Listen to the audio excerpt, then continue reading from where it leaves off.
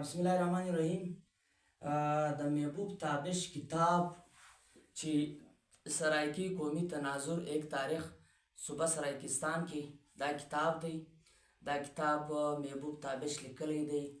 د سرایکیانو د سرایکستان کوسچن په پاکستان په فیډریشن کې د دوی د قومي صوبې یا د په دې فیډریشن کې د یو اکایي ضرورت سرایکستان یو قوم چې دلته بیش دی. دا کتاب د سرایکی قومی تناظر په نامه مصنف چې دی استاد محبوب تابش دی چې دی هلته سبق هم ورته یایي او پبلیشر چې دی فیکشن هاوس لاهور کې دا دغه سوی دی. په 2014 کې چاپ سوی دی. قیمت یې 1500 روپۍ دی. دا انتصاب چې دی دا د استاد فدا حسین ګاډي په نامه کړی دی. په دې کې اصل خبره دا ده چې د مختلف چې هغه موضوعات اول اماره مقدمه او بل سرایکی قومیت کې جغرافیایی تاریخي حقیقت، قدیم ترین دور، سرایکی تهذیب اور دغه چولستان باندې باولنګر باندې باولپور باندې بیا د دوی پر اوبو باندې سرایکی قوم پرستی، سرایکی قومیت پر لسانی کا تعصب کا الزام، سرایکی قومی تحریک باندې پاکستان में सूबे बहुत कम है. په نورو دنیا کې ډېرې زیاتې صوبې دي. پانی مسله چې ده د کالاباغ ډیم چې دی بداعتمادي نور ډېر زیات بلا مجلسونه راوړي دي. موږ د سرایکستان خبره کوو. په پاکستان کې سرایکیان یو محکوم قوم دی او دا محکوم قوم د ډېر مشکلات سره مخامخ دی. د استعماري سامراجي قوم چې پر نورو قومو باندې غلبه ده دغسې کې پر سرایکیانو او په سرایکستان باندې هم مکمله غالبه ده. اوله بدبختي دا ده چې دا خلک چې دي د سرایکستانو پنجابیان چې دي دا د سرایکیانو اول ژبه نه مني. دا ژبه وایي چې دغه ژبه چې ده دا چې د پنجابي یوه لهجه ده. دومه خبره دا ده چې دا کم جنوبي پنجاب چې دی دا دوی د پنجاب برخه لولي سرایکستان خبره ګرځله سره مني نه.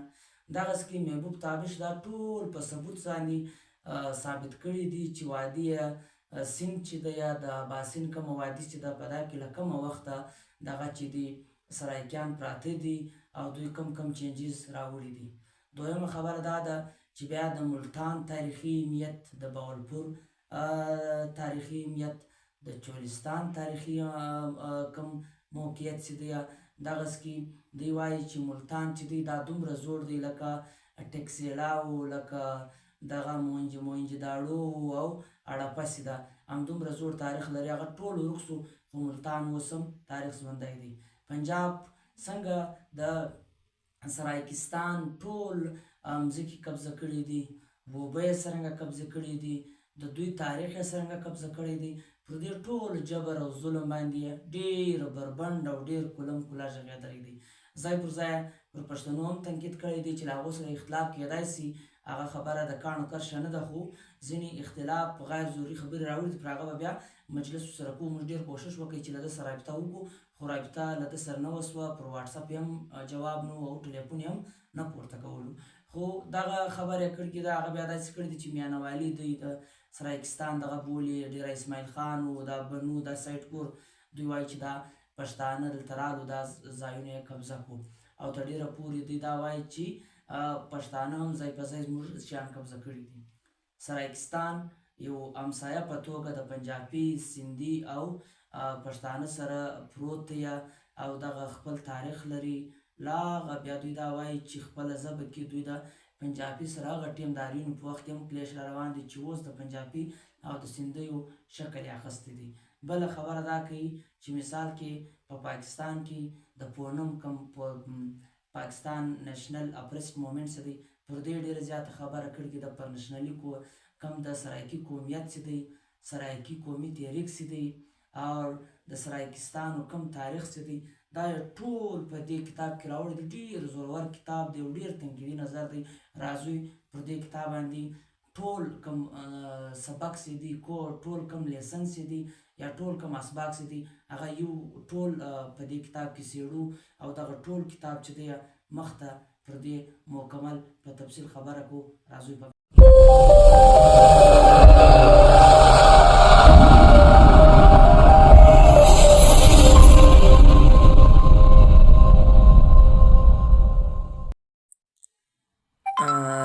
سلامونه ملګرو، هیله ده چې روغ جوړ خوشحاله به یاست. د سرایکستان یا د سرایکي ژبې او د پنجاب یا د لاهور د جنوبي پنجاب او د مشرقي پنجاب تر مابین ډېره لویه کشاله ده. په دې حواله باندې مو تر ډېره زیات کوشش مه کوئ چې په دې مسله سر خلاص کړم، خو داسې موضوع یا داسې کتاب په لاس نه راتلی. په 2025 کې په جنوري کې مو د تونسه شریف په ډېر غیظ خان په چکر لاړم. هلته د پران ملګري په توسط د یو بلو د یو سرایکي ملګري سرایکستان د صوبې د سرایکي ژبې اکټیویسټ نصرالله بلوچ سره مو هلته جان پہچان وسویه او هغه ماته یو کتاب ډالۍ کوي، سرایکي قوم کی تناظر ایک تاریخ. دا کتاب محبوب تابش سے دی، دا لیکلی دی صوبہ سرایکستان کی تاریخی تہذیبی جغرافیائی اور قومی لسانی حقیقت. دا کتاب مصنف سے دی محبوب تابش دی اور پبلشر سے دی دا فیکشن ہاؤس لاہور دی اور دغه چې دی قیمت چې دی 500 روپۍ دی او دا کتاب چې دی دا پر 248 پیجو باندې مشتمله دی او دا انتصاب چې کړی دی استاد پیدا حسین ګاډي چې دی دا انتصاب یې هغه ته کړی دی. تر ګردو خوندور د موضوع چې ده هغه یې پر دې شروع کړې ده. هماره مقدمه خپله مقدمه یې ږدلګې ده، ډېره خوندوره ده چې پر دې به پر مخ خبره کوو. سرایکي قومي جغرافیایي اور تاریخي حقیقت پر دې خبره د قدیم ترین دور د عرب د حملو له مخه دغه زمانه چې وه د عربیانو له مخه سند او ملتان پر څنګه قبضه وسوه. سرایکي زبان تیزي باندې خبره کړې ده. سرایکیانو مځکه چې ده دغه څنګه لوټ سوې، تل او په تل کې آبادي او د تل کې د آبادي منفي اثرات چې دي. روحي چولستان خبره کړې ده، باولنګر کې غیر قانوني، پر دې ټولو قبضو یې خبره کړې ده. خو تر ګردو زوري خبره دا ده چې قوم، سرایکي قوم یا قومیت، سرایکي قوم پرستی، سرایکي قومیت پر د لسانی تعصب الزام سره دی. سرایکي قومي تحریک پاکستان کې صوبې بہت کم ہے، پر دې ډېر زورور دغه کړی دی. پانی کا مسئلہ، کالا باغ ڈیم، بد اعتمادی اور اس کا پس منظر، ابتدائی غلطیاں، بیاناک نتائج، پایده کس کا ہوا. ډېر زورور موضوع دی چې مخته به موږ په تفصیل سره دا بیانوو. د دا اول چپټر چې دی پر دې د خبره کړې ده چې هماره مقدمه په دا کې دی وایي له دې شي څخه هېڅوک انکار نشي کولی چې د قومي ازادي او معاشي ازادي دا چې دی دا لازم او ملزوم دی. دغه تاریخ چې دی انساني تاریخ چې دی دا رښتیا چې دی دا تسلیموي. او ولې تسلیموي؟ په دې کې چې له اول دور څخه له سرایکیانو سره، له سندیانو سره، له بلوڅو سره، له بنګالیانو سره د غلامانو داسې سلوک شوی دی. دا جبر د پاکستان په شکل وسوی، د پاکستان په شکل څه وسوی چې د 3% خلکو زبان یې راواخیستی پر دې دومره قومو باندې، پښتون، پنجابي، پښتون، سرایکي، بلوڅ او پر سندیانو دا ژبه چې ده دا اپلای کړه. دا تقسیم هند چې و دا د انګریز سازش و چې دوی د خپلو جاسوسانو د جاګیردانو په ذریعه او د پنجابي پوج په ذریعه دغه افسرشاهي چې ده په دغو ذریعو باندې دا مکمله کړي او په دې کې د دوی لوی مقصد دا وي چې د هندوستان معاشي استحصال وکړي او بل د ترقي پسند روس چې دی د دې لاره ودروي. ولې چې دا یو بفر زون جوړ کړي، هغه هم وروسته نږدې همدغه برکت یې و د پاکستان د جوړېدو چې روس یې ټوکړې کوي، کولډ وار یې وکړي او په دغه نتیجه کې 80 لک افغان مهاجرین پاکستان ته رالو. مشکلات عذابونه دومره ډېر رالو چې پر دې پورې ته اوسه سنجیده مکالمه نه ده سوې. د پنجابیانو د پاکستان سره هیڅ غرض نسته. دا د انګریز رنګه لوټ مار چې دی جاري ساتي، دا د سرایکیانو، د سندیانو او پر بلوچستان د قبضې دپاره جوړ دی. د دوی کار، د پنجابیانو کار چې دی، دا د دغو قومو د نوکریو سره، د مځکو سره، د معدنیاتو سره، د شتمنیو سره، او دوی د دوی قومي خودمختاري ته اوسه تسلیموي نه. او دوی ته دا احساس نسته چې دا کم ظلم دوی کوي، جبر دوی کوي، دا قومي تشخص او دا دغه چې دی، دا قومي جذبه چې ده، دا نوره پر مخ بیایي او دا نوره په لاشعوري توګه پرمختګ کوي. د دې ملک جوړېده هغه په دا کې و چې څنګه دوی دا خپل د ځای قومونه چې دي دا وویروي، د مسلمان بایی په نامه باندې څنګه د قومونو ژبې، د پاکستاني واحد تشخص په نامه باندې د سندیانو کمر، د سندیانو ملا ماتول، د سرایکیانو شناخت ورکول، او څوک چې د وطن خبره کوي پر هغه باندې د ایجنټ الزام لګول، د بلوڅو سردارانو او دغه باندې دا ظلم لګول چې تاسو ولې خودمختاري غواړئ. د تخت لاهور دغه مکروه کار چې دی، دا دنده چې ده، دا د سرایکیانو قومي تشخص، قومي بقا چې ده، دا ټیم د ژوند سره دغه ده. بلوچ په بلوچستان کې راولاړ چې سرایکیان مړه کړي ریاست په خپله، او دا الزام پر بلوڅانو ولګوي چې څنګه بلوڅ او سرایکي سره وجنګوي. وجه دا ده چې دا خو ټیک دی چې سرایکیان به هلته بلوچان مړه کوي، دا د بلوڅانو ځوانان چې له ورځې پورته کېږي، د ډی اپ لایټ دا څوک پورته کوي؟ محبوب تابش چې دی دا سوال کوي که نه.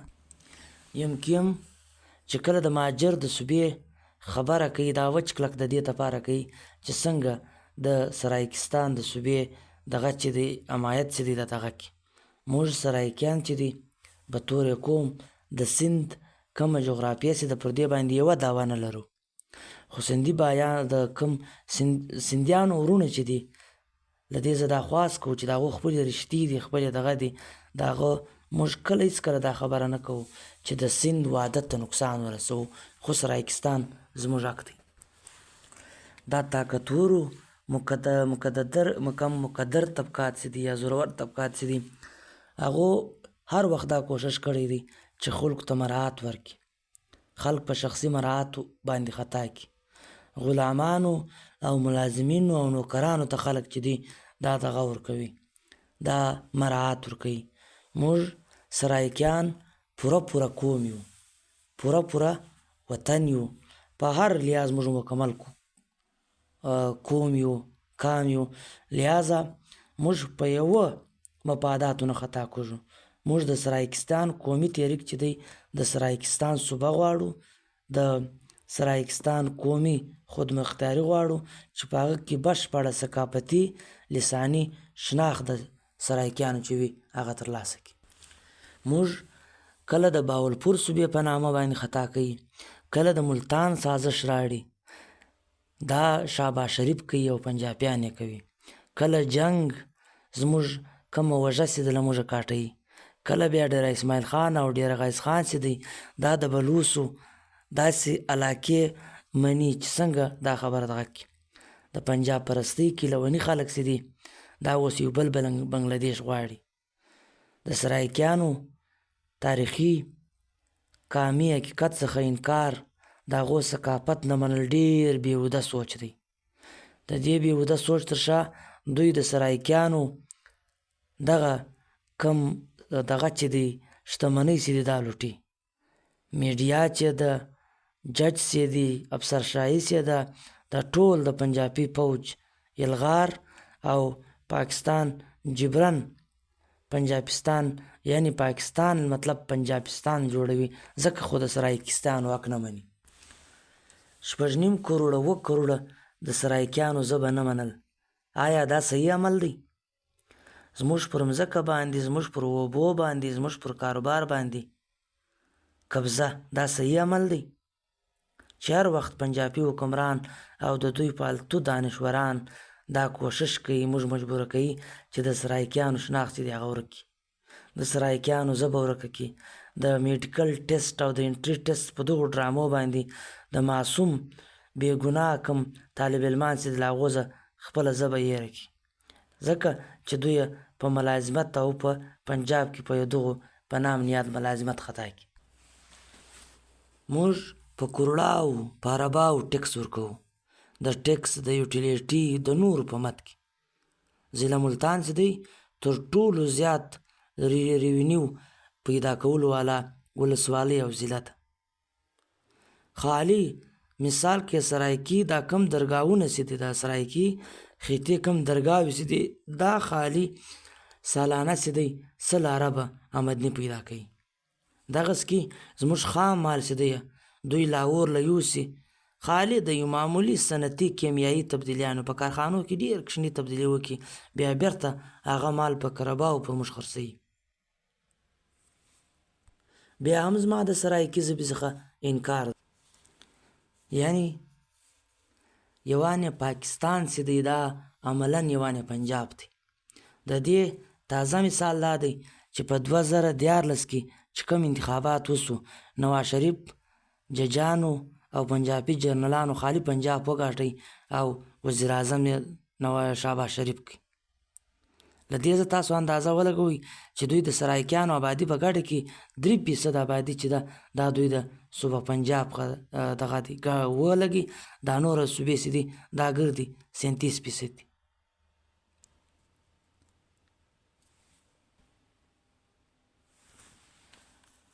نن په پاکستان کې څومره کلونه ترس اوسم سرایکي کومه منطقه چې د هغه د بجلی، ګیس، د اوبو، د سړک، د نیر، د کینال، د ټول د پوهنتون د یونیورسټیانو او د ټولو لایبرریانو او پروفیشنل شیانو څخه اوس هم محرومه ده.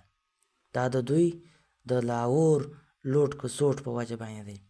سرایکي له ډېر فطري قامي پریشانۍ اضطراب سره خوځي.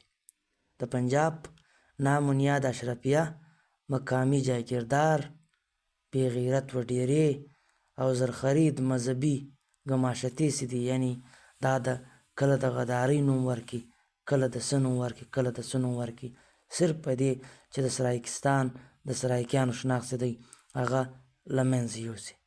سرایکستان ژبه دا ټول شیان چې دی په دغو نومو کې ورکه کړي. سرایکي ته د کم د مجموعي پیداوار 75% حصه چې ده د سرایکي کومه علاقه چې ده له دې څخه دوی دا پیداوار پیدا کوي. د ګندم پیداوار چې دی 57% په پنجاب کې، یعنی 87% پیداوار چې دی د غنمو دا له سرایکي دغه څخه کېږي.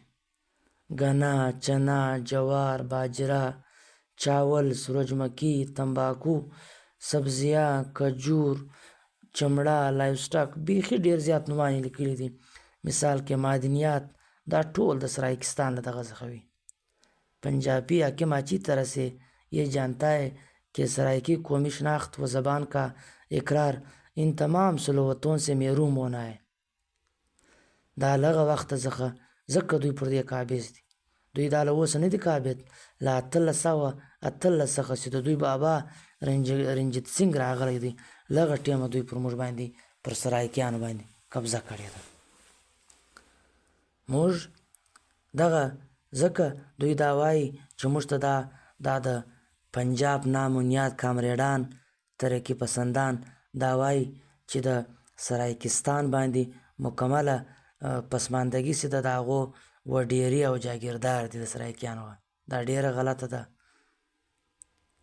په پاکستان کې په پنجاب کې په گورنر سرایکای ناست دی، پر صدر سرایکای ناست دی، دا ټول پنجابیان دي. بیا هم کسر زموږ د سرایکي وډیرو او جاگیردارو غه دی.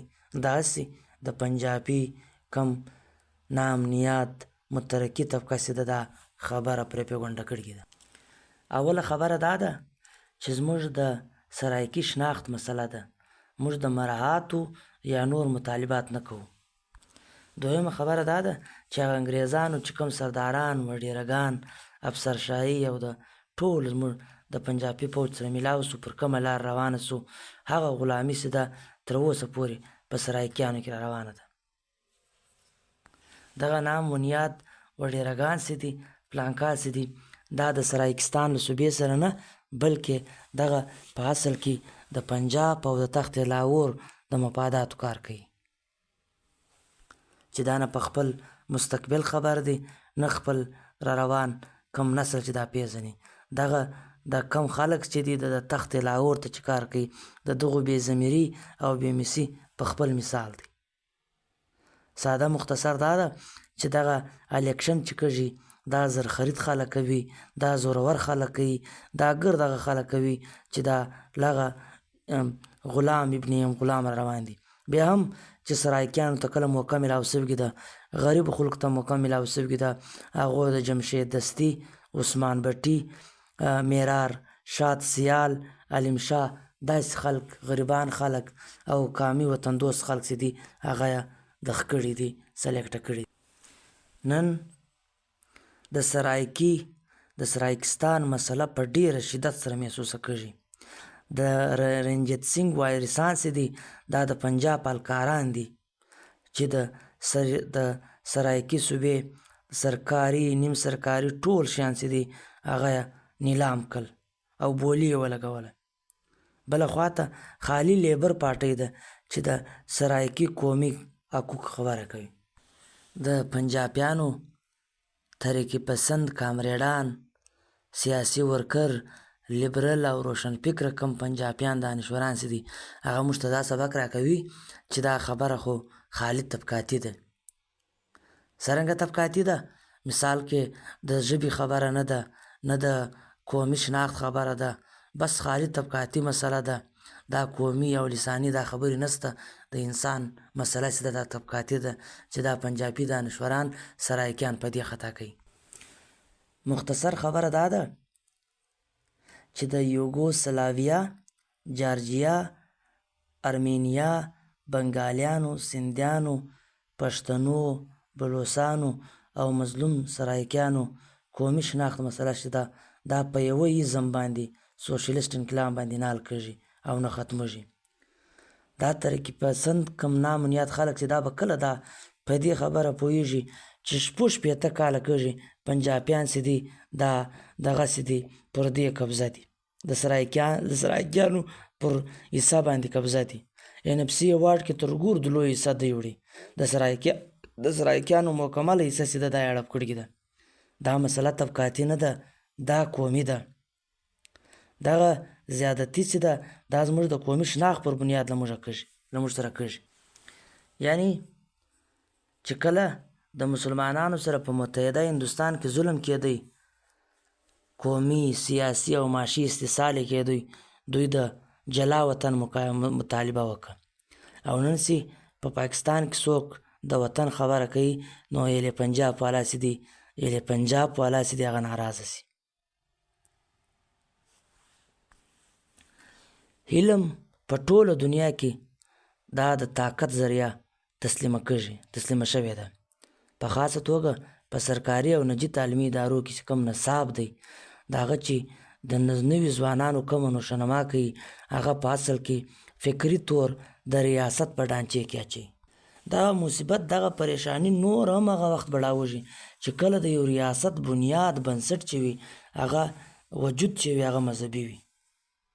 ولې چې دغه بیا هېڅوک چیلنج کولی نشي. د افسوس خبره دغه ده چې د پاکستان تر ټولو لویه صوبه پنجاب دغه مکرو کار چې دی له دې څخه فایده اخیستې ده. مثال کې تاریخي زمیني علمي دا ټول حقایق چې دي دا یې نظر اندازه کړي. دغسې کې دوی په اردو مطالعه پاکستان او د پنجابي مضامینو پر عمري سي د ماسټر تک پورې د سرایکي زبان باندې مکمل حمله کړې ده. کله یې د دغه زبان له حیثیته انکار کړی او کله به په خپلو کتابو کې پنجابیانو بچیان ته یایي چې دا سرایکي چې دا د پنجابي یوه لهجه او ځای په ځای بیا د سرایکي د ژبې د وجود څخه هم انکار کړی. زموږ پر وطن یې قبضه وکړه زموږ مځکې زموږ جغرافیه یې ټوله را قبضه کړه او زموږ کومه کلاسیکل شاعري چې ده زموږ کوم قلمي نسخې چې وې هغه پنجابي دانشورانو او پنجاب سرکار ټول مل سره میلاو سو او دغه یې ټوله مسخ کړه. زموږ وجود یې راختم. زموږ د سرایکي حقیقي زبان کومه ولیه چې ده هغه یې ډېره بګړاو که او په پنجابیزم یې بدله که. د دغه امر مثال زه یو مثال تاسو ته ږدم. له دې زه ته اندازه لګولی سې چې اکادمي ادبیات چې دي په 1901 کې د شاه حسین کومه کلامو نثري ترجمه وکړه او اظهر ضمیر دغه چې دی دا پیش کړي او په هغه کې دا ویلې چې د شاه حسین زبان چې دی دا سرایکي دی. بیا د پنجابي دانشور شفقت تنویر میرزا یو دغه یې راوړی دی چې دا ویلي دی چې د شاه حسین کلام چې دی د سرایکي اثر غالبه دی. لہذا دا سرایکی چې دا لیندی ده موږ د پنجابی نوم هم ورکولی سو. اگر یہ پنجابی ہے تو پھر آج کی پنجابی کو ہم کیا نام دیں گے کوسچن مارک لګولی. دوی که زموږ پر ژبه باندې خاندي یا زموږ ژبه ډېره کوچنۍ ژبه لولي یا ډېره کمزورګي ژبه یې لولي مفلسه ژبه یې لولي خو زه وایم چې د شاعر رسول حمزه توپ د داغستاني شاعر رسول حمزه توپ هغه الفاظ راوړم چې هغه وایي چې زموږ ژبه چې هر څونې مفلسه ده دا ژبه زه په شوق خوښومه. دا زما د مور ژبه ده. زه خپل احساسات خپل افکار خپل استازي او خپل ترجماني چې ده په خپله ژبه کوم. ما ته د یوې لویې ژبې ضرورت نشته. دا ژبه دونې زوروره شی ده چې په داغستان کې چې مور و زوی ته شره کوي په هواره ژبه باندې بددعا ورته کوي شره ورته کوي. هغه وایي خدای د ستا له زوی هغه ژبه هېره کړي کومه چې ستا مور وایي. قید اعظم چې کله د بنګالیانو د مرضي خلاف لاړی نو د اعلان وکړ چې د پاکستان قومي ژبه به اردو وي. اردو دا الف اردو نه اردو یې لیکل کېده که نه. دا به صرف د بنګالیانو زبان نه وي د پښتنو د بلوڅانو د سرایکیانو د دې ډېرو دپاره دا ډېر الارمینګ سچویشن وي. دا خطاب چې ته وکئ په دې حال کې دومره هنګامه جوړه شوه چې قید اعظم محمد علي جناح دغسې آل یې ایله کړئ او لاړئ بعد کې چې دی دغه چې دی په یو کورس باندې یا په یو ریس کې دغه چې ده اردو چې ده هغه د پاکستان ژبه که پر دې باندې بنګالیان دومره سخت ناراضه سو چې د جناح پوسټونه یې راواړولو. دومره سخت خوابدي سو چې جناح یې یوه ځله بیا نه ورغوښتی. हमारे एक नादीदा दोस्त حسین شاید وایي چې داسې دی دا اعلان قید اعظم محمد علي جناح ګرڅه مکمل اګنوره سو. دا په اصل کې دا دور د قید اعظم دغه چې و د لیاقت علي خان و چې مثال کې دا دغه یې وکړې دا پمپلیټه تقسیم کړم. 14 اګست د ازادۍ په ورځ یا د هغه 5 اثبات قید اعظم محمد علي جناح چې و مکمل نظر اندازه کړو. په دغه حواله باندې عباس تایدي وایي چې حسن عباس وایي چې in the 1948 the problem became sufficiently alarming for government to ask an allied all the way to Dhaka, the capital of East Pakistan, and the fire by the strength of his personal prestige.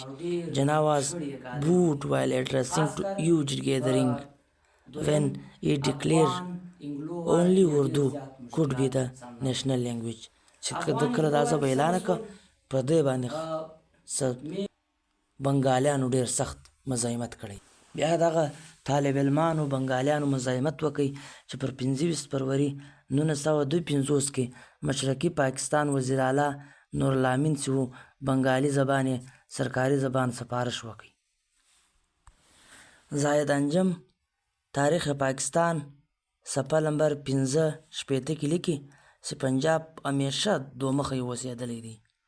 د دې زورور جاګیردار د پاکستان په باب باندې د خپله پنجابي ژبې سره هم همدردي نه ده لرلې نو د نورو ژبو سره به څه همدردي دغسې کې مخته پر 18 جنوري 1902 کې د نشتر پارک د کراچۍ د جی ایم سید یو تقریر چې دی هغه دغه کړی دی.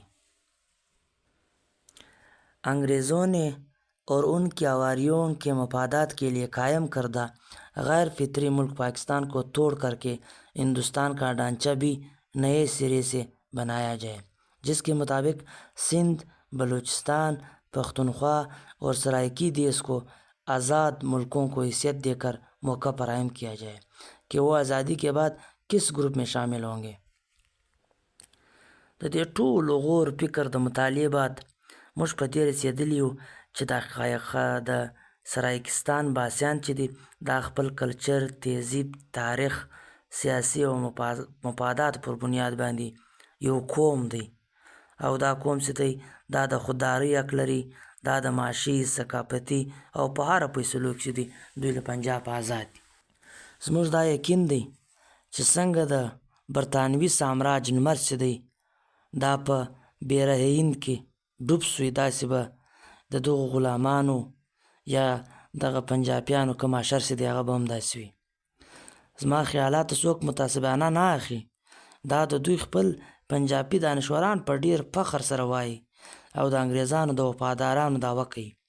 سید نور احمد شاه اپنی کتاب ماشاءالله سے ماشاءالله تک کې صفحه 204-205 کې وایي چې 1941 کې موسم سرما په قاهره کې ویسټن چرچل او سکندر آیات یو ملاقات و چې سکندر آیات و ویسټن چرچل ته دوه نکات ډیر څرګند چې موږ و برطانوي ته وړ سي ستاسو د مفادات لپاره چې مدد کولی سي هغه پنجاب دی او وفاداري له تاسو سره کولی سي. دا نور په پنجاب کې مارشل ریسونه دي. سندیان او سرایکیان دونی مارشل ثابته کو چې په دوی په فوج کې د انګریزانو په فوج کې پر دوی پایبندي ولګوله.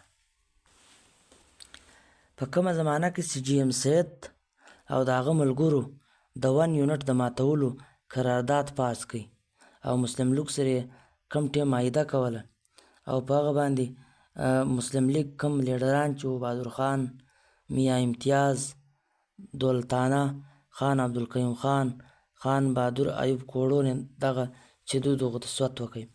ریپبلیکن پارټي، نشنل عوامي پارټي په مترکه طور پر دغو نکاتو اتفاق وکړي او مغربي پاکستان آئینساز اسمبلی په اجلاس کې دغه تجویز پیش کړي. قرارداد पास करके ये इजलास कौमी असम्बली को सिफारिश करे कि मगरबी पाकिस्तान के साबिका सूबों को ज़बानों की बुनियाद पर बहाल किया जाए और सूबों को सूबाई खुद मुख्तारी दी जाए. इसके बाद भी मज़कूरा सूबे मगरबी पाकिस्तान के जोनल फेडरेशन के रुकन रहे और इस पेश करदा तजवीज़ पर अवामी नेशनल पार्टी तायद करने की पाबंद होंगी. नीचे फेरोज़ खान नून की दस्तखत थे. आज अगर हम लिसानी शनाख्त के साथ सूबे मांगते तो ये बहुत सौओं को क्यों अज़म नहीं होता, जबकि माजी में क़ायद आज़म से लेकर के फेरोज़ खान नून तक कई रहनुमाओं में लिसानी बुनियादों पर सूबों की तकसीम को तस्लीम किया. موږ د پنجابیانو په خوله پنجابیان نه یو، نه پنجابیان کېدلی سو. زموږ کم دغه چې دي، زموږ کم ولګي چې دي هغه له پنجابي سره نه بلکې د سرایکستان سره ډیر زیات. موږ هر وخت له پنجابي څخه ډیر جلا اوسېدلي یو. میانه والي دلته دوی یاده کړي ده که نه چې سبزل اصل کې دا د پښتنو وطن دی، پښتانه دي، چې داسې هېڅ مقام نشته چې زموږ د پنجابیانو په هر شي کې فرق دی. تر دې انده پورې چې موږ دا وایو چې په اردو بھی درته وایو چې पंजाब की धरती की अपनी खुशबू अपना रंग है, वो रंग और खुशबू यहाँ सराइकी वसेब में कहीं नहीं जो लाहौर और सियालकोट में है. استاد فدا حسین गाड़ी किताब सराइकी कल्चर پاغه کې لیکي چې پنجاب راجپوت او جټ دوه جلا قومونه دي، د دواړو پر خپل ذات باندې ډیر فخر کوي. دوی وایي کم راجپوت خاندان چې په سرایکیانو کې آباد سو او کم چې په پنجاب کې راجپوت آبادو له دې څخه مکمل طور پر جلا و. कल्चर किसी भी माशरे की इज्तिमाई सोच के तमाम आमाल اور مادی مظاہر کا نام ہے۔ اس کا عمومی اظہار ادب، مصوری، لوک گیت، ناچ گانے، تھیٹر میں ہوتا ہے۔ یہ سوچ سیاسی سماجی خیالوں میں، ہمارا عقائد و ثقافتی و مذہبی تہواروں میں ظاہر ہوتی ہے۔ اپنی تاریخ کے گزرے ہوئے کل کو یاد رکھنا بھی ہمارا کلچر ہے۔ کلچر کی مادی صورتوں، عمارتوں، مصوری، مجسمہ سازی وغیرہ اپنا عکس نمایاں کرتی ہے۔ ہماری بدنصیبی ہے کہ آج ہم سرائیکی کلچر کی انفرادیت کا مادی ثبوت بڑی حد تک گنوا چکے ہیں۔ البتہ اب بھی ملتان اور اوچ میں ہمارے دو شہر ہیں جہاں ہمیں پرانی تہذیب و کلچر اور مادی اظہار ملتا ہے۔ ہمیں ایک لحاظ سے خوش نصیب ہے کہ ہم سرائیکی لوک گیتوں کا سرمایہ بھی کلچر کے طور پہ ہمارے پاس کافی مقدار میں موجود ہے۔ سرائیکی مرثیہ، جس کی روایت دنیا بھر کی زبانوں کے مقابلے میں نہایت طاقتور ہے، اس میں پائے جانے والے سوز درحقیقت سرائیکی لوگوں کی سوز ہے۔ نن د سرائیکیانو مسئله چې د په هغه کې دومره جان پیدا سوی چې هیڅوک عملي طور دا شعوري طور دا کوشش نسی کولای چې دا رجکټه کړي. د هر دور عملي سیاست خپلې تقاضې وي. د انډسټریل دور سیاست چې و هغه ډېر زیات دغه و. هلته د اقتدار مرکز چې و د سړي د فرد د شخصیت په ځای پارټۍ وه، او پارټۍ چې کم حیثیت په پارټۍ کې چې د چا څه حیثیت و د هغه مطابق سیاسی خط په جوړېدو. ہم سرائیکیوں کی اس درمیانی صورتحال کو نہ صرف سمجھنا ہے بلکہ اپنے مستقبل کے فیصلے میں موجود حقیقتوں کے مکمل جائزے کے بات کرنے ہیں. چې کوم خلک موږ ته دا وایي چې تاسو خپله ژبه هېره کړئ، خپل کلچر هېر کړئ، د هغو په خدمت کې د لاتیني امریکې یو سردار سلیت یو شی لیکلی دی چې هغه وخت امریکي صدر ته یې لیکلی وی، د یو مقدمې په طور اقتباس یې پیښو. واشنگٹن میں موجود بڑا آدمی لفظ بیچتا ہے کہ اس کی یہ خواہش ہے کہ وہ ہماری زمین خریدے. بڑے آدمی نے ہمیں دوستی اور خیرسالی کے الفاظ بھی بیچے. اس کی یہ مہربانی ہے کہ وہ یہ بات ہمیں جانتے ہیں کہ ایسی ہماری کوئی جوابی دوستی کی ضرورت نہیں، جبکہ ہم جانتے ہیں کہ ہم ایسا نہیں کریں گے. سفید آدمی بندوقوں کے ساتھ آ سکتا ہے اور ہماری زمین لے جا سکتا ہے، جس طرح ہمارے سفید بھائی ہر ممکن سچائی کے ساتھ گنتی کر سکتے ہیں کہ موسم بدلتے رہتے ہیں، میرے لب سے تاروں کی طرح ہے، یہ کہیں پر جمتے ہی نہیں. آپ اس آسمان کو کس طرح بیچ اور خرید سکتے ہیں؟ آپ دھرتی کی گرمی یا گرم جوشی کی خرید و فروخت کس طرح کر سکتے ہیں؟ ہمارے لیے تو یہ تصور ہی اجنبی ہے. ہم تو ہوا کو تازگی اور پانی کو چمک دمک پر ملکیت کا حق نہیں رکھتے. آپ ہم سے سب کچھ کیسے خرید دیں گے؟ ہم وقت آنے پر ہی فیصلہ کریں گے. اس دھرتی کا ہر ایسا میرے لوگوں کے لیے مقدس اور مؤثر ہے. مجھے پتہ ہے کہ سفید آدمی ہمارے طور طریقوں کو نہیں سمجھتا.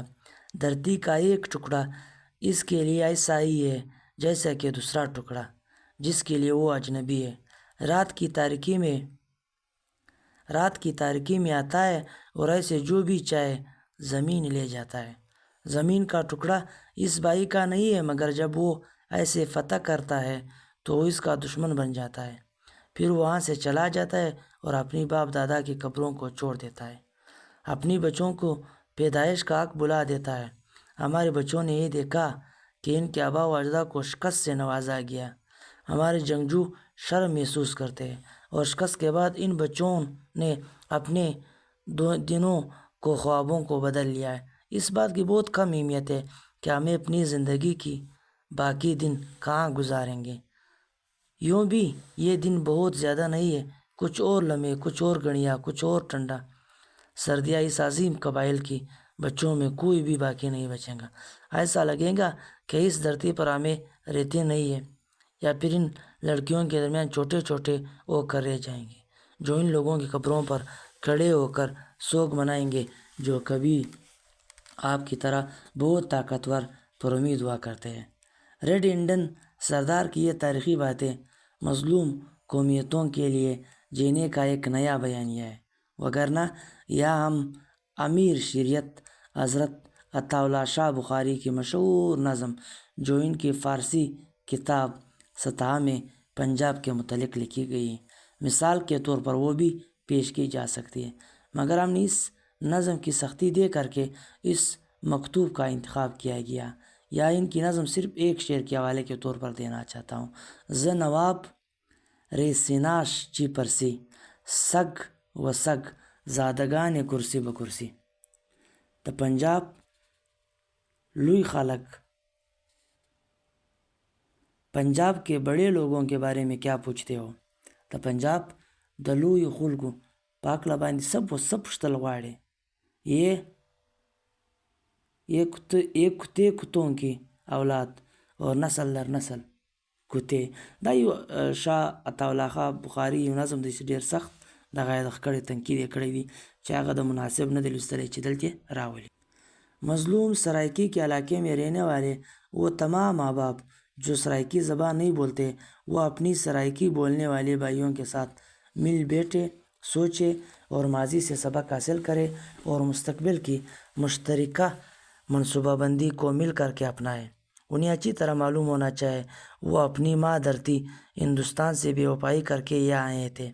آج جن کے آدھے رشتہ دار ہندوستان اور آدھے پاکستان میں ہیں، کیا وہ واپس جانے کے لیے آئے تھے؟ جس کا جواب یقیناً نہیں.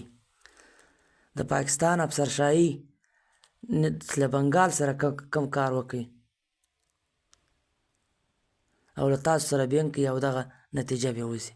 په سند کې چې کم کردار د پنجاب حکمرانانو ادا کړي د هغه تاسو نتایج بهتر کتلی سوی. اوس هغه مقتدر کم طبقات چې دی هغه په سرائکستان کې دا کار کوي. اس کی مضمرات اور نتائج بھی آپ اس سے بے خبر نہیں. سرائکی زبان نہ بولنے والے بھائیوں، خدا کے لیے دھرتی کا فرض ادا کرو اور دھرتی سے وفا کرو. سندھ میں سندھی اور سرائکستان میں سرائکی بن کر بے شک اپنی زبان کو قائم رکھ کر پنجابی سامراج کے خلاف سرائکین و قومیت حقوق اصول کے لیے سرائکیوں کا ساتھ ہو. اس ملک و قوم کی بقا ہے. آخر میں اپنے دوستوں کی اسلم رسول پوری، عاشق خان بزدار، جہانگیر مخلص، انیس شاہ جیلانی، جاوید اختر بٹی، شکیل احمد نکاتی، فضل رب لنڈ، غنظفر عباس لنڈ، اطہر لاشاری کا نہایت منحون اور ممنون احسان ہو. اگر ان کی معاونت اور رہنمائی نہ ہوتی تو یہ کام تکمیل تک نہ پاتا. مولانا کی اس شعر پہ اپنا مقدمہ انجام کرتا ہوں. نشیم نشب پرستم کی حدیث خواب گویم، چون غلام ابتابم حمزہ ابتاب گویم. محبوب تابش، باغان پورا، ملتان شریف. خپل نمبر یې ورکړي دي 0301 15 24 اول موږ پر محبوب تابش کوم مقدمه سی و پر هغه باندې موږ خبره وکړه. دویم چپټر چې دی سرائکی قومیت کې جغرافیایی اور تاریخی حقیقت. لکه څنګه چې کائنات آغاز او ارتقا متعلق چې دی ډېر بېشمار خبرې سوي دي. دا نظریات چې دي له یو له بل سره ډېر زیات متصادم او په ټکر کې دي. یعنې ځای په ځای که یو ځای دی او ځای په ځای بیا ډېر یو له بل مختلفه دي. د مذهب بانیان، د فلسفیانو حقیقت هر چا په خپل انداز کې پیش کړی دی. دغسې کې دنیا هر قوم چې دی دا مطلب کوشش کوي چې خپل تاریخي حیثیت ډېر زوړ وګڼي، مګر د دې ټولو باوجود تاریخي زمینی د دغه څخه هم مخته لاړ شو ساینسي طرز فکر چې کوم حقایق موږ ته په لاس راځي اصل حقیقت او سچایي ته هغه موږ رسوي. موږ په دې بحث کې نه پرېوځو چې څنګه مشرق او مغرب دوه مګر متصادم ساینسي نظریې دي. نه مطلب نه موږ پر دې انحصار کوو. مطلب د هر شی چې معلومه د دې دپاره مختلف ماهرین کم اثرات چې دي مثال کې سوشل ساینسز چې دي د ارکیالوجي سټډي چې ده له دې څخه ټوس معلومات ثابتېږي. پاکستان چې په دغه ډېر زیات قومونه اوسېږي سیاسي سماجي او د قومي انتشار او اضطراب لاندې ژوند تیروي. د دې اصل دغه چې و دا بنیادي دو قومي نظریه وه یا هغه نظریه وه دا په اصل کې د دې نظریه دا وه چې د قومونو څخه انکار لار هواره کړي. دا کله وسله وسو او دا بحث کله شروع سو، لیکن ضروري دا ده چې دا خبره باید چې وسي. دا ملک کله څوک وایي چې 1850 د ازادۍ جنګ چې و دا ملک جوړ سو، کله بیا څوک وایي چې په 1912 کې چې کله محمد بن قاسم دلته جنګونه وکړل دا دغه سو، څوک بیا دا وایي چې دا ملک چې دی په 1923 کې هندوستان چې کله دغه سو پاکستان انټیک کښېږدی. یعنی اس طرح से सरकार व दरबार पाकिस्तानी रियासत के सरपरस्ती में बनने वाले मकामी कौमियतों को हजार बरसों पर मोई तारीख और जोग्राफिया को नफी कर दिया गया. بله دا خبره کوي چې طاقت هر وخت لازله څخه په ډېر بد شکل کې راغلی دی او دغه یو له بلې غلا مرګ ته مرګو ته او دغه ته د دې کار یې کړی دی. اصل دا پاکستان چې کم جوړ سوی دی هم د دغه بنیاد د زور پر طاقت په بنیاد باندې جوړ سوی دی چې نه د مشرقي پاکستان خیال وساتئ او نه د پښتنو خیال وساتئ نه د سرایکیانو خیال وساتئ بلکې خیبر پښتونخوا چې ده هغه یې د مذهب په نوم یو خونخوار جنګ وکړي، نه د سرایکیانو شناخت دی هغه محدوده کړي او قومي جغرافیه چې د ګرده له منځه یوړه. دلته به موږ اول په دلته سرایکستان باندې خبره کوو، نو په سرایکیانو به اول ځل به موږ د دوی قدیم ترین دور چې دی پر دې خبره وکړو چې دا څه و. په دا قدیم ترین دور کې محبوب تابش لیکي कि तारीख मुझद बरसग़ीर जिन 3 बड़े ख़तों का तवातर के साथ सबूत फराहम करते वो हिंद, वादी गंगा जमुना, सिंध, वादी सिंध मुल्तान, वादी सिंध और अकड़ाई तहज़ीब यहाँ ज़रूर याद रहे. दीवाई چې سند کا د سند مطلب وادي سند زړه چې دی دا زموږ دغه علاقه چې ده دا د سرایکیانو علاقه ده. دی وایي دا دعوه زه په جذباتو نه کوم بلکې دا د سند درتی وادي چې دغه چې دی دا تاریخی شواهد او دا آثار موجود دي. जिन्होंने हमें ये बताया कि अकड़ा और सिंध वादी तहजीब के मराकज़ जिनमें गुनरीवाला, जलीलपुर, उच्च, मुल्तान, हड़प्पा دا اگر چې دي دا دغه دي تهذیب دي. یعنی دا خبر دی کوي چې مثال کې زه دا خبره په ډېر جذبات نه کوم कि सराइकी धरती ही वादी सिंध का दिल है, बल्कि ये बात उन तारीखी शवाहद से अश्कार हुई जिन्होंने हमें बताया कि अकड़ा और सिंध इस बात के دا خبره چې دا موږ په ثبوت سره دی دا خبره کوي چې موږ یې کوو. بیا دا خبره بره کړې ده چې د انساني علم مطابق هندومت چې دی دا د دنیا زوړ مذهب دی. महाभारत موږ ته وایي چې دا महाभारत हमें ये बताती है कि ये दुनिया 4 ایګو یعنی دا دنیا چې د پر څلورو زمانو مشتمله ده دا ده چې یوه زمانه چې د هغه خپل وخت پوره کړي بیا یې شور یا الله چې دی دا بل دنیا تخلیق کړي. دا یو میتس دی مذهبي میتس دی موږ پر دې باندې بروسه نشو کولای. اور نہیں महाभारत खुद ये बताती है कि आवागुन के मुताबिक तमाम दुनिया तबाह होने वाली मखलूक़ात व अशिया फिर ऐसे वैसे पैदा की जाता है. इसका मुकम्मल तरीक़ाकार क्या होता है. दगस की द ईसाई मजहबी नज़रिए मुताबिक जी मिसाल के इस दुनिया की कदामत और यहाँ पर पहले इंसान की आमद बाइबल की बाप पैदाइश के मुताबिक हज़रत ईसा 3700 कबल इंसान में ज़मीन में आबाद चला आ रहा था.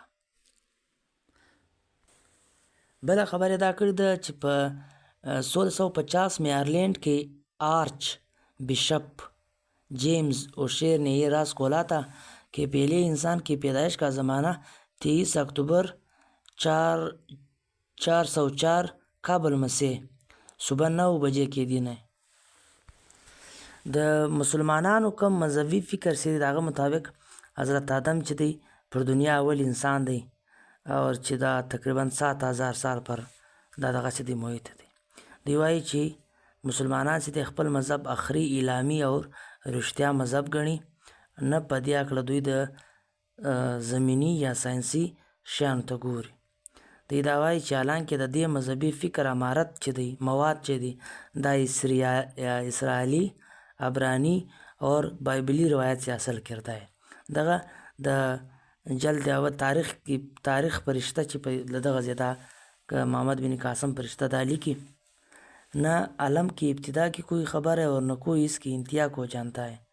میں نے ایک معتبر کتاب میں دیکھا ہے کہ ایک شخص نے حضرت علی سے پوچھا کہ امیر المومنین آدم سے 3000 سال پہلے دنیا میں کون تھا؟ آپ رضی اللہ تعالیٰ عنہ نے جواب دیا کہ آدم. جب 3 مرتبہ اس شخص نے اپنے سوال کا ایک ہی جواب پایا تو تعجب کے ساتھ چپ رہا. حضرت علی نے اس تعجب اور خاموش کو دے کر پایا اگر 30,000 مرتبہ مجھ سے پوچھتا ہے کہ آدم سے پہلے کون تھا تو میں یہی جواب دیتا. دوی دا وایي چې دا مذهبي خلک چې دي دا هر سړی دا کوشش کوي دا مذهبي میتالوجي چې چې دا خپل تاریخي او تذهبي تناظر چې دی مطلب یو څه نه یو څه ضرور وګڼي او د نورو د خپل په مذهب په دغه کې دا نور فساد یا نور شیانو ته د ضد په مقابله وکړي. کیونکہ ہندوؤں نے آگے چل کر کے ستیک کا جو نظریہ دیا اس کا مدت 70,29,000 کے قریب ہے. دغس کې دی پر مخ کې چې دا بیشتر مذهبي افکار او نظریات چې دي دا په انداز او میتس باندې ډیر زیات دغه ساتلی دی. یہاں صرف ایک مثال کو ہی کافی سمجھے. ہندوؤں کے مطابق پہلے آدم یعنی برہم بریما جس نے ود لکھے تھے، اب تک اس کے بعد کئی ہزار بریما آ چکے ہیں. اوس چې موږ د ساینس یا د عقل زخرجو کوو د رښتیاو خواته ځو نو ساینسي نظریات د کائنات په حواله یایي چې دا 15 ارب سال مخکې دا جوړ شوی دی. اس دھرتی پر زندگی کا آغاز ہوا 4 ارب سال ہو چکے ہیں. یعنی امجد تاریخ میں یا امجد تاریخ پاکستان میں لکھتے ہیں حیوانات اور نباتات کی علیحدگی آج سے تقریباً 1 ارب سال قبل ہوئی. تقریباً 50 کروڑ سال قبل زندگی سمندر سے زمین پر آئی. یہاں پر یہ بات یاد رہے کہ ان نظریات کے پیچھے کوئی خالی مت مذہب کی طرح یا کہانی نہیں بلکہ فوسل ڈھانچے کھوپڑیاں جو دنیا کے مختلف خطوں سے حاصل ہوئے. ان کا کاربن ٹیسٹ اور کیمسٹری جانچ کے بعد ان کی عمریں اور حالتیں تبدیلی کی حالتیں طے کی گئی. پاکستان میں سب سے قدیم نسل ظہور خطہ پوٹھوہار وادی سیکسر میں بتایا جاتا ہے. پوٹھوہار مانس پوٹھاری بندہ کو پہلی دفعہ 1967 میں دریافت کیا گیا ہے. یہ متجربات سے ثابت ہوتی ہے کہ یہ دنیا کی قدیم ترین انسانی نسل ہے. یہ بات نہایت دلچسپ اور قابل ذکر ہے کہ دنیا بھر میں قدیم انسانی نسلوں کے ڈھانچے یا فوسلز زیادہ تر پہاڑی علاقوں سے ملے اور پاکستانی پنجاب میں پہاڑ کہیں بھی نہیں. جن علاقوں میں پہاڑ ہے وہ پوٹھوہار یوئیوں سرائکیوں کے علاقے ہیں جو پنجاب کے قبضے میں ہیں. ہم سرائکیوں کی جغرافیہ کی سب سے قدیم بنیادی تاریخی ثبوت ہے. وادی سون کے اضلاع میں راولپنڈی یا ٹک جیلم اور سرگودا شامل کیا. تاریخی اعتبار سے ان علاقوں کی زبان اور قومیت کسی بھی پنجابی نہیں رہی. ہیت در ہیت کے قبضوں و آبادکاریوں نے ضرور یہاں کی سیاسی جغرافیہ کو تہس نہس کر دیا. 1000 سال قبل مسیح کا مورخ اور سیاح ایروڈوٹس کے مطابق ان میں داخل ہونے والے پہلی حملہ ور پرانے اشوری تھے جو مکران کے راستے سے وادی سندھ میں داخل ہوئے تھے، مگر تاریخی اعتبار سے یہ بات مکمل درست نہیں ہے. H.G. ویلز کے حوالے سے ملک سید احمد لکھتے ہیں اشوری نیولیتھک زمانے کے حملہ ور ہیں، جس کا مطلب یہ ہوا کہ اشوری یہاں پر حضرت عیسیٰ سے 10,000 سال قبل آئے تھے۔ یولوتھیلک کے دور کا آغاز 2 انسانی نسلیں تھیں، ایک ایمیتھک نسل تھی جس میں بربر اور مصری شامل تھے، اور دوسرے نسل میں دراوڑ ڈریویڈن تھے جو نسبتاً سانویلے تھے اور ہند کے علاقے مونولیٹونک کا خاص ٹھکانہ تھا۔ یہاں پر ایچ جی ویلز 2 باتوں کا اندازہ احیا کر دیا۔ ایک تو ملتان بطور خاص ایک الگ اکائی، جیسے آپ ریاست، ملک یا صوبہ کوئی بھی نام دے لیں، زمانہ قدیم سے موجودہ چلا آ رہا ہے۔ اس وقت کا ملتان کا نام مولوتونیک تھا۔ ہمارے خیال میں مولوتونیک ملتان کے علاوہ کوئی دوسرا مقام نہیں ہو سکتا۔ ملتان کے علاوہ کوئی دوسرا مقام نہیں ہوگا۔ دوسرا دراوڑوں یعنی داوڑوں کا یا آنا کم و بیش 40,000 قبل مسیح جو قدیم پتھر کا و شمار ہوتا ہے ثابت ہو جاتا ہے۔ یہ عملاوری جاری تھی۔ پھر یہاں وسطی ایشیا یعنی شمالی روس کے ستن قبائل عملاور ہوئے، اور کہا ہی جاتا ہے کہ قبائل یونان، ایران، بیلونیا کے علاوہ میسوپوٹیمیا، موجودہ عراق بھی گئے۔ اس سرائکی خطے میں یہ الغار اور قبضہ گری تب سے اب تک جاری و ساری ہے۔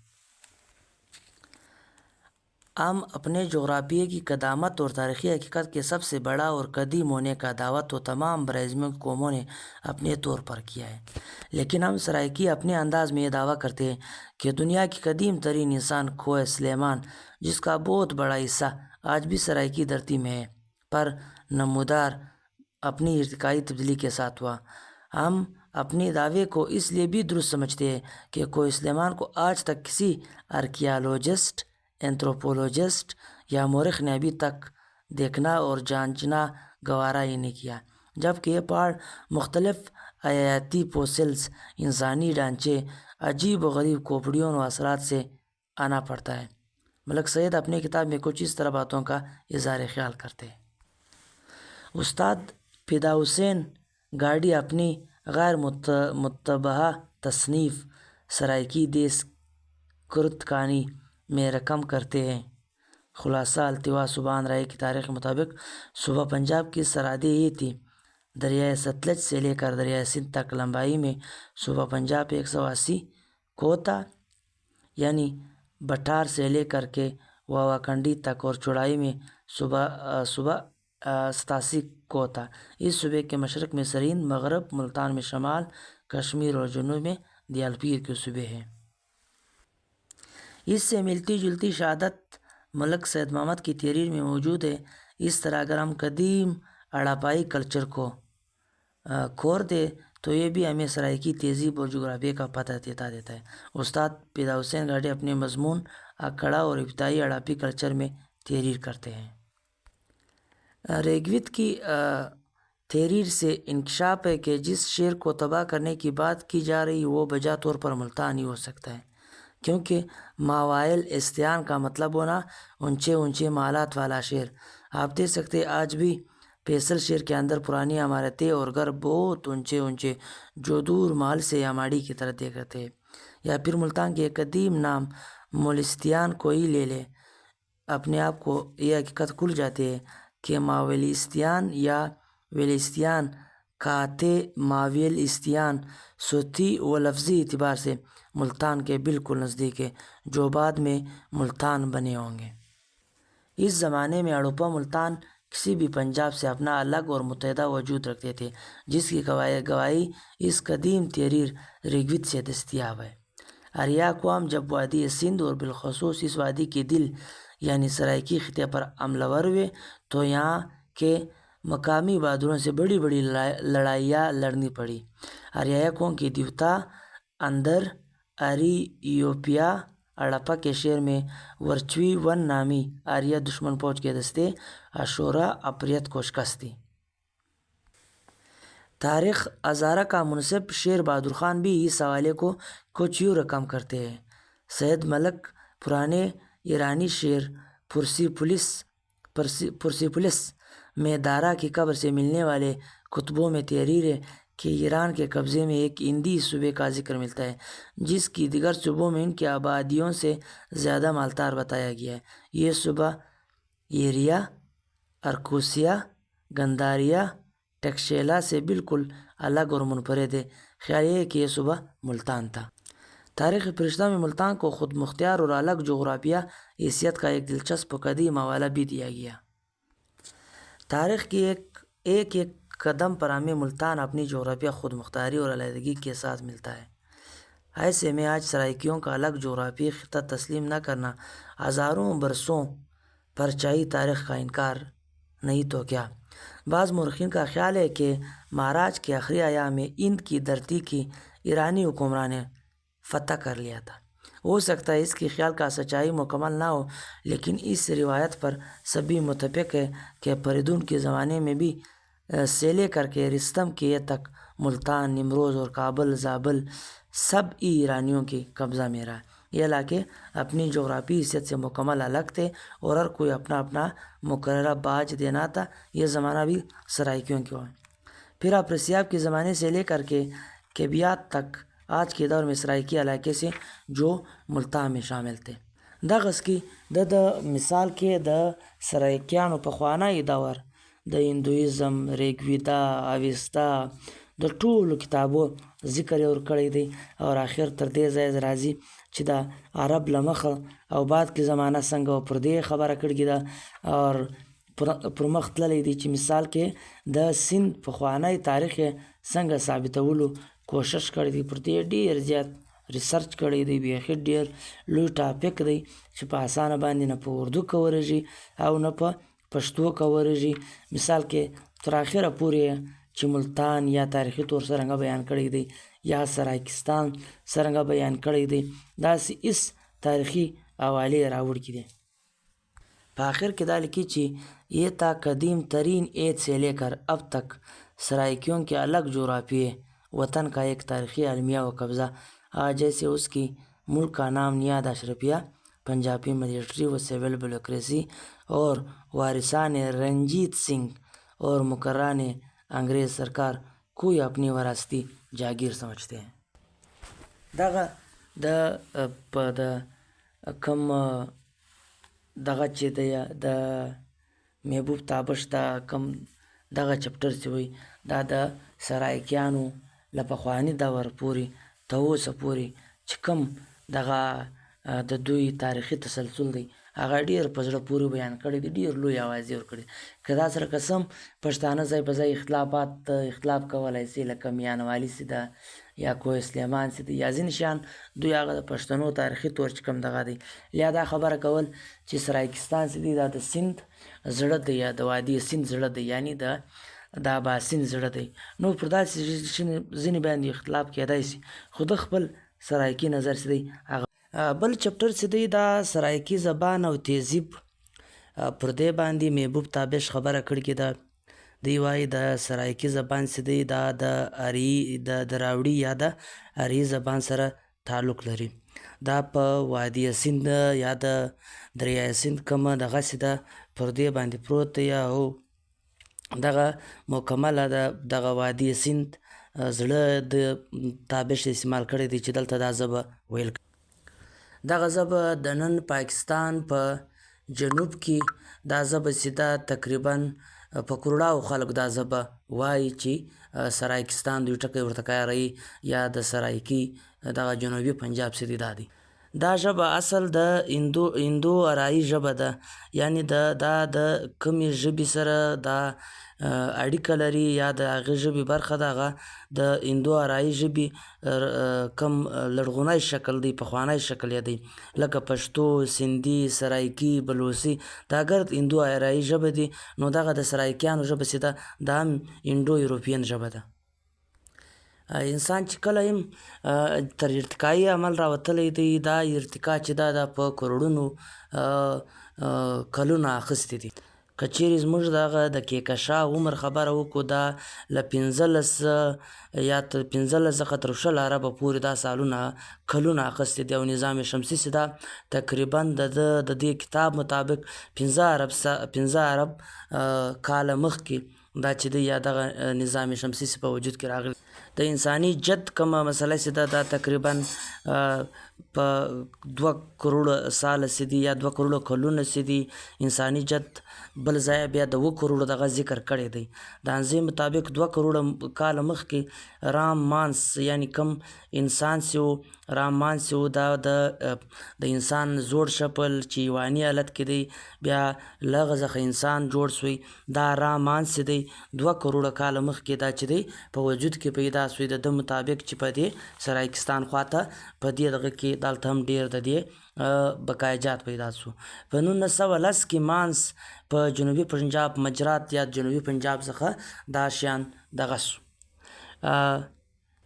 د امریکې د یا د یورپین کم ساینسدانان چې دي د هغو مطابق دا مانس چې دی دا د انسان قدیمترین شکل دی چې بیا په د ایولیوشن په ذریعه باندې انسان مخته.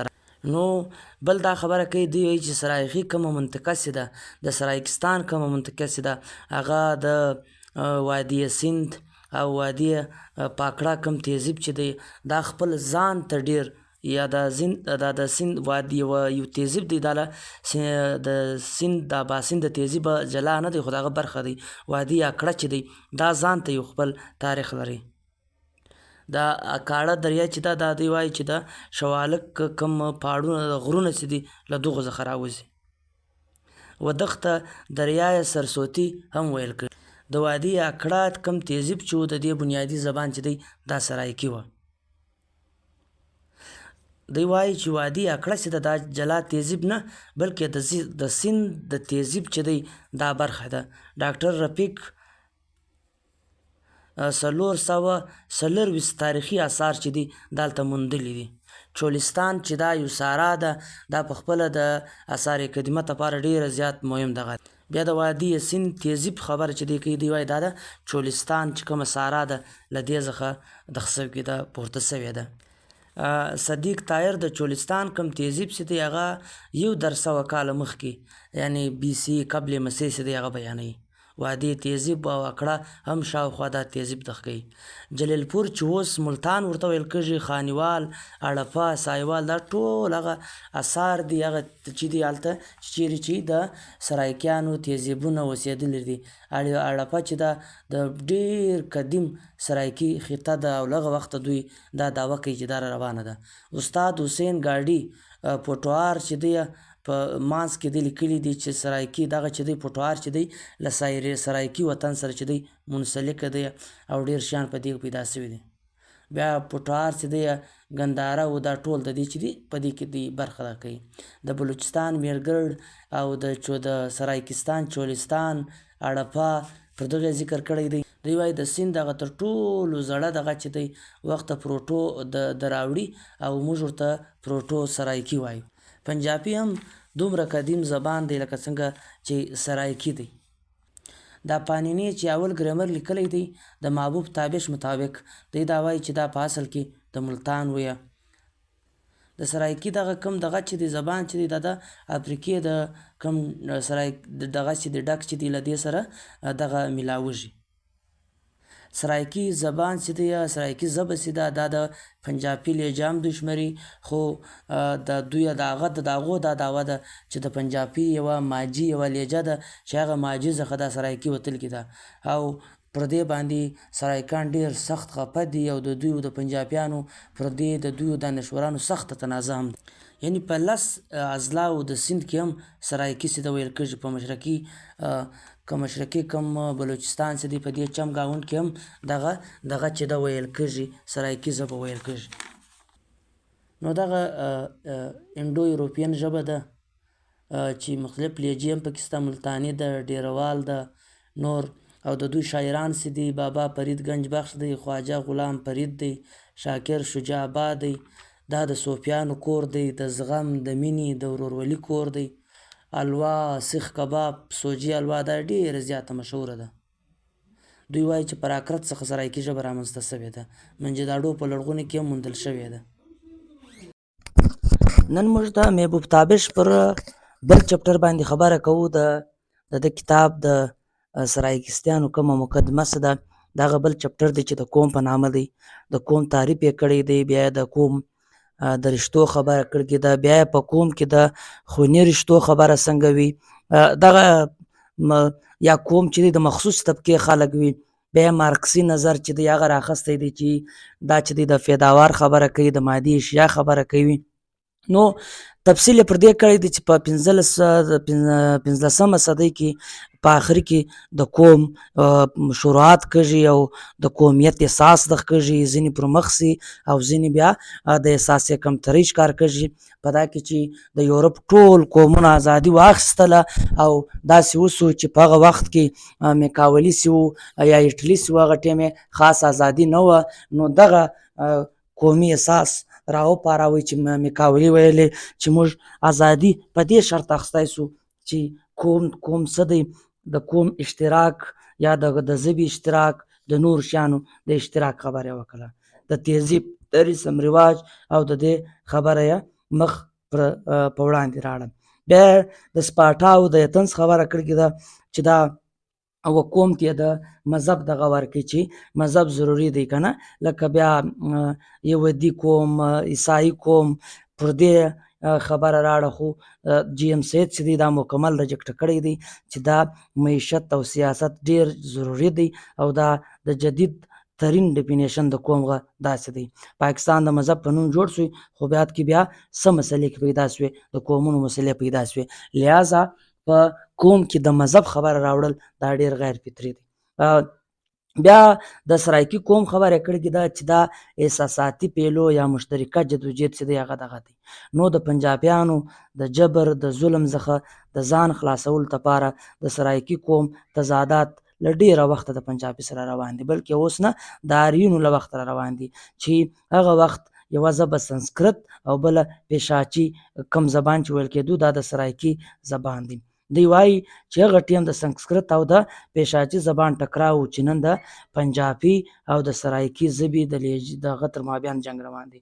اردو، پنجابي، سرایکي چې دی دا سنسکرت ته دغه چې د اردو پنجابي سي دا د سنسکرت دی او دغه سي دا نور بیا سرایکي یا سندي سندکو چې دی پوټواري چې دی دا د لغه بلی کم پیشاچي سي دی له دې سره تړون مطلب اندازه دا ده چې تړون دی دغه کوي. بیا دی وایي چې ګتیا هغه وخت یو ډېر باصلاحیته ځوان وی، هغه په یو دربار کې د سنسکرت دربار کې سنسکرت ویل کېدی، په هغه دربار کې د کار کاوی. بیا دی ورسره چپ سو، بیا د هغه ټیم دا خبره وکړه چې د نن بعد به زه بالکل دا زبان نه یم. نو لہذا پیشاچي چې دی دا د سندیانو او پنجابي چې دی دا د سنسکرت. نو له هغه ټیمه دغه کشبګیر روان دی شي پیشاچي او سنسکرت زبان ټکراو چې دی نن یې د سرایکي او د پنجابي شکل واخیستی. دی وایي چې سرایکستان د وادي سند تهذیب دی چې مرکزي ښار یې ملتان دی. هغه ملتان چې کوم ټیم اړپا، منجداړور، ټکسیلا وه، د هغو ټولو شیان میټاو سو، خو سرایکستان اوس هم ژوندی دی. ولې چې دا ډېر مضبوط کلچر لري. بله خبره د چولستان خبره کړې ده چې معلوم یوشي کوله، دا اوښان یې پالل او داسې نامونیات پنجاب ځینې شیان چې دي له موږ اغلا کړي دي. اوس دوی ځکه دا شیان تختی چې موږ یو یو، لیکن موږ ډېر بیل خلک یو له بله څخه. او موږ چې سرایکیان چې دي دا نیم شعري او نیم قبایلي دي، خو پنجاب داسې بیل دی. او چې کوم سي باندې قوم پیژندل کېږي سرایکي هغه ټول شیان مني.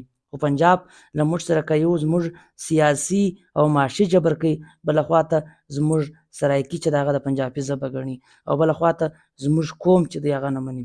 په شپېتمه دیایي کې چې دوی د قومونو کومه دغه پرته کوي اړولو کوشش یې وکړي، هغه ټیم هم مزاحمت مخته راغلی دی. بیا دوی پر دې ډېره ښایسته خبره کوي چې کاناډا او امریکا چې مثال کې په ډېرو شیانو کې په ژبه هر شی یو دی، خو بیا هم د جلا شناخت لپاره چې دی جنګ کوي. بیا سرایکستان ولې نشي کولی؟ جرمن او فرانس انډو یورپین لینګویجز دي، خو دغه باوجود یو له بل سره ډېر شیان جلا دي، یو پر بل باندې دغه نه کوي.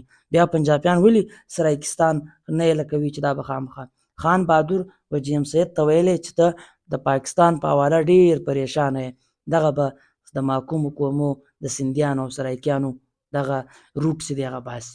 رنجیت سنګ پنجاب قبضه کوي او ټول انګریزان پنجابیان یې راوست. د انګریزانو چې دی راوستی پنجابیان د اکثره پر نوکریانو دلته ولګول، و سرایکیانو ته هېڅ حق نه کوي. همدغه ریزن و چې دلته آبادي جوړه شوه. سرایکي قوم چې دی دا په ټول پوره دی، ژبه، جغرافیه د قوم کم تعریف چې دی په دې ټول پوره دی. دغه باوجوده د پنجاب اسټبلیشمنټ یا پنجابي اسټبلیشمنټ د دوی عکس دی هغه نه مني. پنجابیانو بل څه کار وکړي چې کم ماجر و هغه ټول جنوبي پنجاب یا سرایکستان ته راوستو، دلته یې آباد کو، نوکرشاهي، بیروکراسي ټوله قبضه وکړه. یعنې آبادکاري تر دې اندازه زیاته وکړه چې د ماجر صوبې ذکر لا هم پکې شروع شو. ایاز پلیچو یو وخت ویلي و چې د ماجرانو ماجر کیمپ وي، د دې لپاره صوبې نه وي. بله خبره دا ده چې د سرایکي قوم باندې د تعصب الزام، څنګه د تعصب الزام چې یو سړی د خپل قوم خبره کوي، د خپل وطن خبره کوي، پر هغه باندې پنجابیان د تعصب الزام لګوي. تاریخي طور موږ د وادي سند پر غاړه پراته یو او پاکستان یو کثیر القومي یا کثیر الصوبایي چې د ډېرې صوبې دي په دې کې، د ټولو صوبې سته، د پښتنو غستا د قسم پښتانه تقسیم دي وایي، خو د پښتنو صوبه سته، د بلوڅ غستا، د سندي غستا، د پنجاب غستا. بیا سرایکیان څه ګناه کړې ده چې تر اوسه پورې صوبه نسته. فرانس یعنی بله خبر دی دا کوي چې په سویزرلینډ کې 4 ژبې 3 ژبې ویل کېږي، فرانسوي د، جرمن د، یا تاتوي د هر چا جلا جلا پهچان دی، یوه کیسه نه ده. امریکا او برطانیه جلا جلا دغه چې دی قوم دی، خو مثال کې زبان دغه دی الګ دی، قوم ته اوسه پورې یو دی. په دې کې مثلا راځي بیا په سرایکستان کې ولې مسله ده، په سرایکستان کې 80% یا 90% خلک چې دی هغه سرایکي وایي. بیا په دې کې ظلم چیست دی، جبر چیست دی چې موږ ته د صوبې ازادي راکړي. سرایکیان، د سرایکیانو کوم جاګیرداران چې دی هغه د خپلو مفاداتو لپاره د دې هېمې مسلې د سرایکي ژبې، د سرایکي وطن خیال څه دی نه ساتي. قسم دوی له پیپلز پارټۍ څخه ډېر زیات خوشحاله دي، خو بیا هم له نورو څخه ډېره زیاته ګیله لري. دوی وایي چولستان زموږ تاریخي ورثه ده، خو لیکن دلته پنجابیانو چوکیانې جوړې کړې، زموږ ټول وطن یې قبضه کړي. ماجر یې راوستو، دلته یې آباد کو، چې کله هم موږ د سرایکستان خبره کوو دوی ماجر چې دی د دې ژبې یا زموږ د سرایکستان مخالفت وکړي. حالانکه په کار دوی دا دی چې دوی د دې وطن سره تړلي دي، دوی په کار دی چې زموږ د دې حمایت وکړي د سرایکستان. بیا په هغه کې دننه کې چې دوی کوم اصلاحات غواړي هغه به سرایکیان دوی ته ورکوي، بجایه چې د دې مخالفت دوی وکړي. ولې دلته بلوڅان هم شته، دلته آبادکار هم شته، د مخالفت بجایه د دې سره دا په کار دی. ولې سرایکستان به څنګه، سرایکیان به څنګه د قومي جبر نه ښکار کېږي یا به د احساس کمترۍ نه ښکار کېږي چې دلته د اردو بازار شته، اردو بک شاپ شته، اردو کالج شته، اردو پوهنتون شته، لیکن چې نشته هغه د سرایکي په نوم شی نشته. بیا پر کالاباغ ډیم خبره کړې ده چې دا له میانوالي څخه ډېر آزاد چې د میانوالي څخه نو ډېر آزاد نه بلکې 40 کیلومتر چې دی آزاد دی. په 1953 کې جوړ شوی دی. په 1982 کې اقوام متحده یو ارب روپۍ ورکړي، تقریبا پر دې یو سل درس ارب ډالر چې پر دې باندې یا روپۍ چې پر دې خرچه راتله، او دا ټیم به په 6 کال کې جوړېدی او دا به تقریبا 3600 میګاواټه بجلی پیدا کوله او تقریبا 30 یا تر 35 ارب روپۍ به کټلې. دا دی خبره کوي. د دې بلندي سیوه دا به 915 فوټه وه او 11,000 فوټه به نور اوږدوالی و. 10,000 خلکو ته بېروزګار ورکاوی او په دا کې ډېر خلک کورونه بېروزګاره کېدل، ډېر خلک درپدره کېدل چې په هغه کې یعنې که 83,000 خلک بېروزګاره کېږي یا بې کوره کېږي، په دا کې به د 50% سرایکیان هم وو. لہذا داسه د اوبو مسله چې ده پر دې خبره کړې ده، د کالاباغ خبره یې کړې ده چې دا اصله متنازع شو، محکوم قومونه په اعتماد کې نه اخیستل او هر وخت چې کله هم د اوبو تقسیم کېږي دوی د پنجاب په ګټه چې کوم څه وي دوی هغه کوي. نو ډېر زورور تفصیل راوړی دی د صوبو په حواله، د مثال کې چې څه هم خبره کوي هغه فیکټ اینډ فیګر سات ورسره راوړي دي.